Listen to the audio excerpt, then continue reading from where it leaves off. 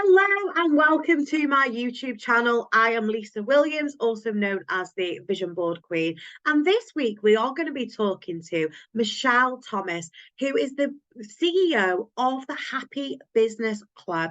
We're going to be talking about all things happiness, all things happy visions. So do check out this video where we are going to dive into how to be more happy with your vision. And don't forget to hit that subscribe button. Hello and welcome to episode 15. We have the lovely Michelle Thomas with us today, who is going to be sharing her tips on how to build your happy vision, which I'm really excited about. So, Michelle, would you like to introduce yourself to our listeners and viewers today? Hello, Elisa. Thank you very much for bringing me on. I'm actually really excited about doing this as well. I've never yet been on a podcast. I've been on a couple of lives before now, but this is a new thing for me. And I like trying new things anyway. It's one of the things that makes me happy. My name is Michelle Thomas. I run the Happy Business Club, and I started it a couple of years ago officially. But I think my story goes back 20 years when I became really involved and really excited about personal development, growth. And I even started up a practice and ran a practice for about 6 years as a stress manager and hypnotherapist. So that was really the starting point. And at that point in time, it was a long time ago. It was before social media was a thing. And we used to record our hypnotherapy CDs. We used to burn them on CDs. We don't even have CDs nowadays. But at that point in time, it wasn't a very big thing. It wasn't a very mainstream thing. And it was quite an uphill battle trying to get people on board and show them how happiness is your birthright, how high vibe is your birthright, and how as human beings, there's literally nothing that should stop us from actually attaining that and creating that kind of life, because that's what we're here for. So I started with that. I had a practice for about 6 years, and then my circumstances changed. I had to move, and then I did a trillion other jobs, trillion other career paths, but always came back to this idea that we are more than we believe we are. We can have more than we believe we can. And I think we just have to get on board with knowing, what it means to us, and then following that path so that we can then start what we call now manifesting and creating that kind of life. And a couple of years ago, same as a lot of people in my situation, COVID hit, and, you start thinking about, what does it all mean? What can we do? What can we do to make the world a better place? Because at that point in time, it was not a very good place to be. And I kept getting a lot of prods from people. You should be coaching. You should be coaching. You should be coaching. And I'm like, no, I don't want to coach. I want to go and do other things and help other people. But in the end, it was one of those things. Well, wake up, Michelle, and smell the coffee. We need to be doing this. So I set up the Happy Business Club because business is my background. And it's for small businesses, for heart-led small businesses, people who are not necessarily in the corporate world, people who are running it themselves, creating their own dream lives, creating their own dream businesses, and, need help, need connections to be able to do that, need a support system. And that's effectively what I got to. So these days, I am a happiness coach. I would like to work with people one-to-one. But on the flip side of that, I have my passion project, which is the Happy Business Express. And the whole premise around that is creating that kind of community for small business owners who are there to help others, who have their heart and soul invested in their business. And it's an opportunity for them to speak to each other and get to know each other through the magazine, through their thoughts, through their writing, and through connections like the links in there, so that other people can actually go and find out a bit more about them without overtly selling. So Michelle, if Yeah. obviously we've obviously this podcast is all about vision boards. So obviously on people's vision board, there is going to be the element of happiness, joy, Mm. those types of things. And that is the life that people want. And if people want to be happy, no one Yeah. wants to be sad, no one wants to be miserable or down. So what tips have you got for somebody who isn't feeling on the happier scale right Yeah. now? What tips have you got for them to help them start to bring that background and, you know, start taking making those small Yeah. changes towards becoming happier? Yeah, I think what we're talking about, Lisa, is effectively it's just proactive happiness, taking charge of it. And I think that's one of the hardest things to do when you're not in a really good headspace. I mean, these days we speak to a lot of people who have lots and lots of different issues with mental health and difficulties that they have to overcome, and they can't even start thinking about happiness and being happy until they have overcome that. But I think when you kind of flip the switch a little bit and start thinking about it in terms of, well, if I make happiness an important thing, that's the thing that's going to support me to get out of whatever situation I find myself now. And proactive happiness is available to everybody, and it doesn't matter what your circumstances are, it doesn't matter what your background is, it doesn't matter where you find yourself, what health you're in, what state of health you're in. It is available to everybody. I mean, I always think back, I have a background in Polish language history. I did a degree in it back in the 90s. And one of the things that really stuck with me, nothing stuck with me really then, but one of the things that actually stuck with me was this idea that when we were talking about, I think this sounds so random. I don't know why I'm speaking about this, but there is a point. When we talk about the concentration camps in World War II, and a lot of them were based in Poland, so there was a lot of literature around that. And there was one particular poet, don't quote me on this, I think he was called Tadeusz Borowski. I might be wrong because it's been a long time since I've read it and my brain isn't. I wouldn't have a clue, so anyway, I'm going to take your word for that, Michelle. Yes, I've not got a clue.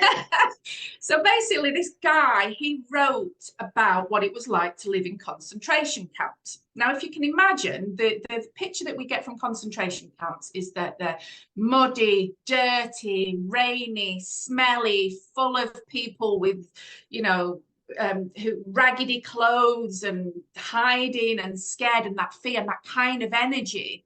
And that is what we imagine it was like. And for the most part, it was probably true. It's probably the most horrific place to live in at the time. But people still lived. People still managed to get joy, get connection, get peace in that time. And when he wrote about it, he opens his poems up with things like, it was a beautiful sunny day, I could hear the birds singing, my friend was across the road. That kind of imagery that is everyday, day-to-day life. But it was set in a concentration camp where people were being killed by the thousands every single day, not even knowing that that's where they were meeting their end. So this idea of hope and happiness and joy and peace, it can bloom anywhere, it can bloom in any situation, and it doesn't matter, like I said, it doesn't matter your circumstances, it doesn't matter where you find yourself, there's always elements, and it's biological, it's physiological, it's biological. Let's take the COVID situation, for example. Yeah. Like, we all went through it, but some people thrived and some people went downhill and went down into depression. So everyone was in the same situation. Everyone couldn't go anywhere, couldn't do anything, lost their freedom, lost their ability to be able to just meet up with people. So, but in the way you think about it, you either thrive in that situation or you don't. You go or somewhere in between, or you just stay in between and plateau. Whereas, you know, for me, I would say I thrived. I opened up a business in that situation. I was able to leave my full-time job in that situation. Yeah. You know, I was pregnant in that situation. I brought life into the world in that situation. So it's everyone, it is all down to your choice, isn't it? in terms of if Yes. you want to be happy, you can. So have you got Yes. any tips for anybody who wants to start? So let's hear Yes. some of those then. I say 4, but I've stuck a 5th one in. I'm always doing this. I'm always saying I've got 4 things, and then I had another 4. Anyway, let's go back to the basics. When you want to be, if you decide that you want to be proactive about your happiness, if you decide that you've had enough of the way things are and it's time to make a change, that's usually the starting point. You recognize, you become aware. So the first thing that I say is make happiness important. And it sounds a bit glib, but when you start to look at how people live their lives, they don't make it important. Because what do you do when you do have something important? You make it a priority. It comes above other things. It's the thing that takes the place and you put the energy and focus and effort into first. So we're not doing that. And we're finding that the result of that is that we're not happy. And we can say categorically, we're not happy. So the first thing is make it important. One of the easiest things to do. Tip number 1, wake up in the morning and ask yourself, how are you going to be happy today? How are you going to choose to be happy today? And look for it in the little things. Love that. So number 2, it's number 2. So that leads on to number 2. So you've decided, you got up in the morning. I'm not even asking you to stick a smile on your face. It's just like, ask yourself, do I choose to be happy today? Even if it's for 1 second more than it was yesterday, because that makes it more important. That brings it to the forefront of your mind. So the second one is start to pay attention. Pay attention to what you're doing. Pay attention to what you're saying. Pay attention to the way that you're feeling. Pay attention to the world around you. Pay attention to the things that make you feel good.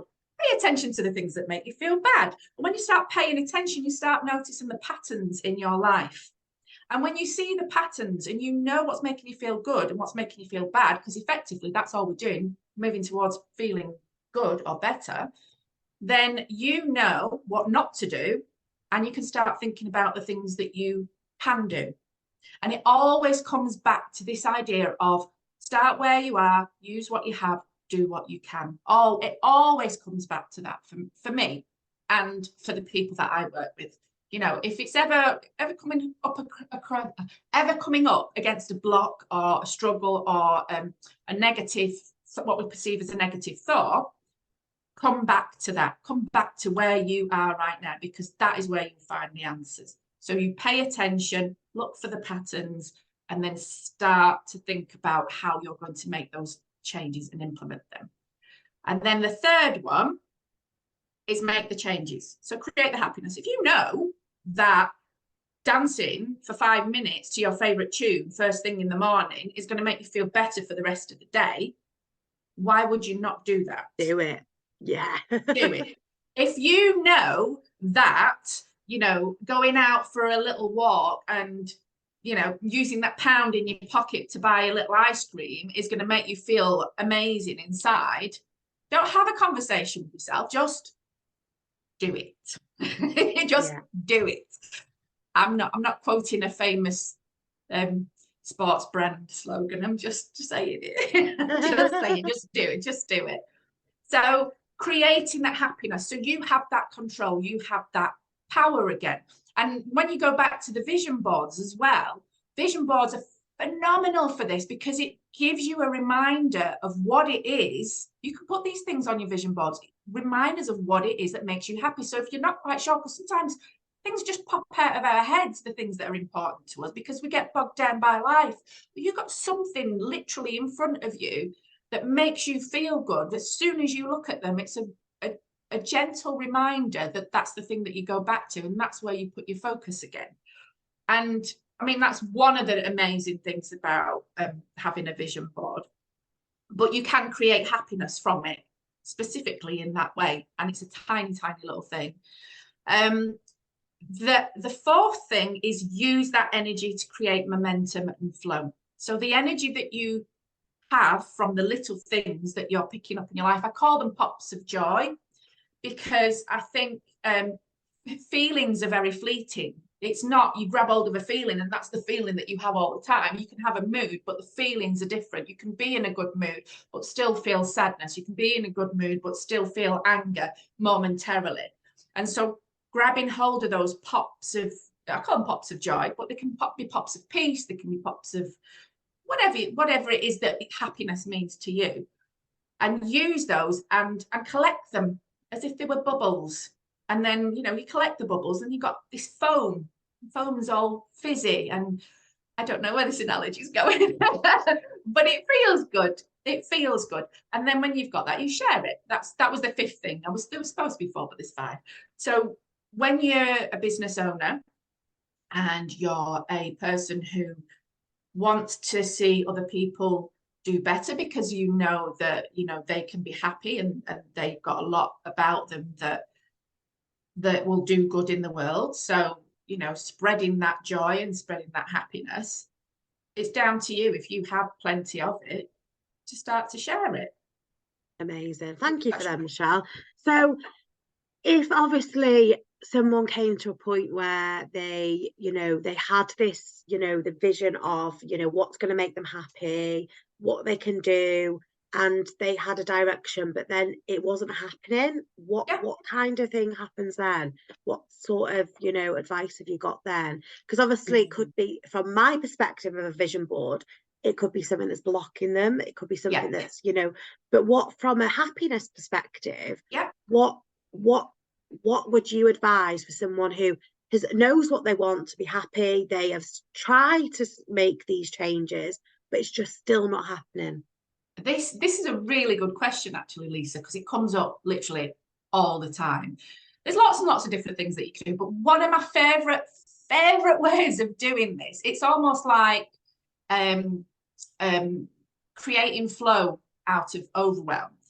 And I said about start where you are, use what you have, do what you can. Arthur Ashe said that. I will categorically state that Arthur Ashe was the originator of that, not me, like I thought it was, until one day after I'd used it for about a year, somebody actually told me that somebody had already said it and it was a famous quote. So, so it was Arthur Ashe.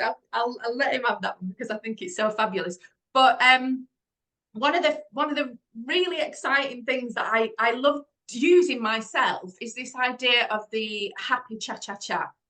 So what the cha-cha-cha is? It's a little dance. And it's a rhythm that means that you move forward, back, and then 3 little steps forward.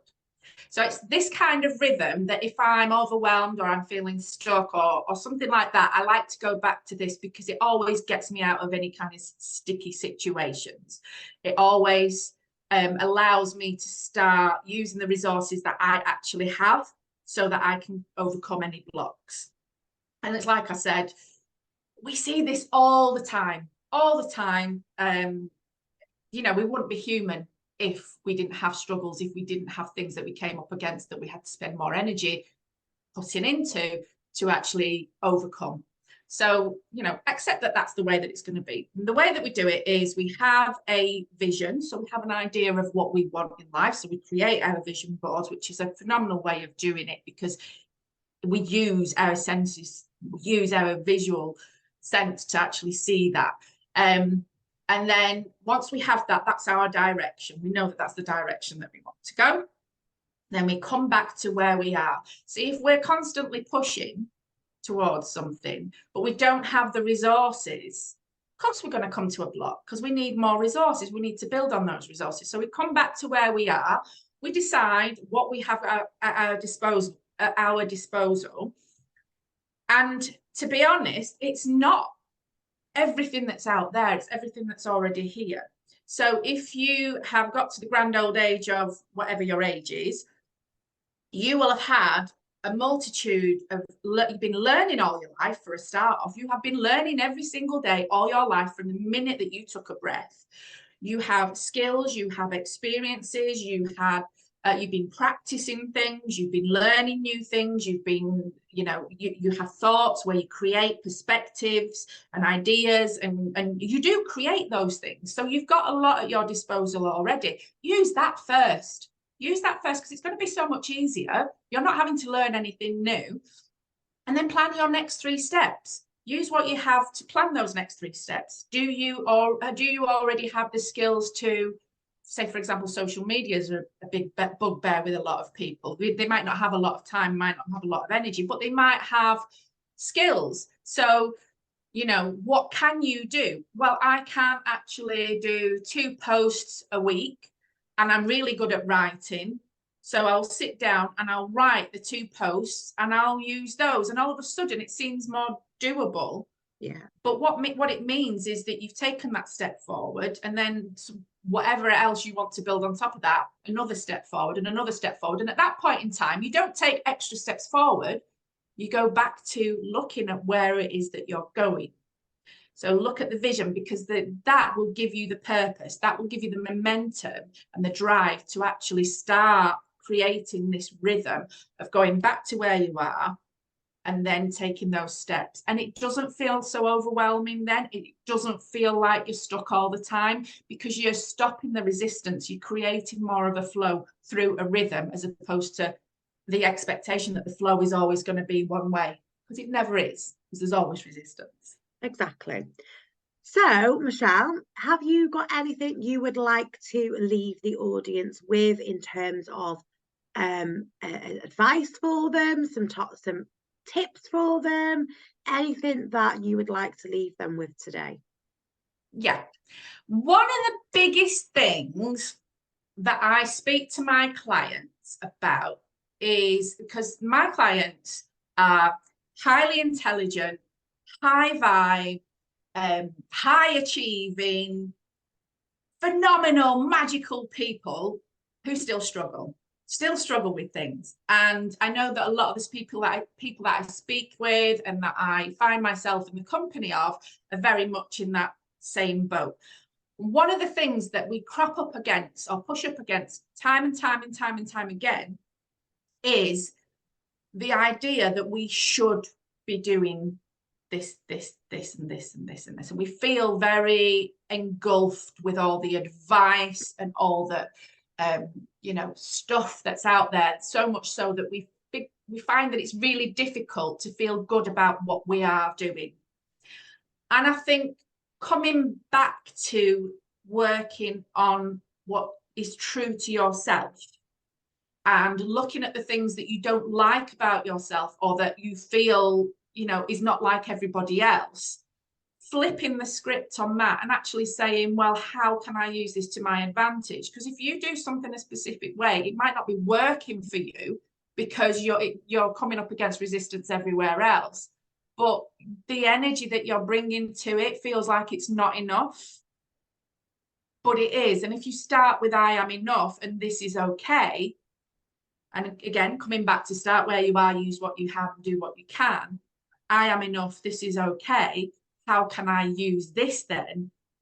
You will unlock your magic. You will unlock your potential. I see it, and it happens in an instant. Honestly, I see it in the faces of the people that I work with all the time. Light bulb moments. It's like, oh my God, I could do it this way.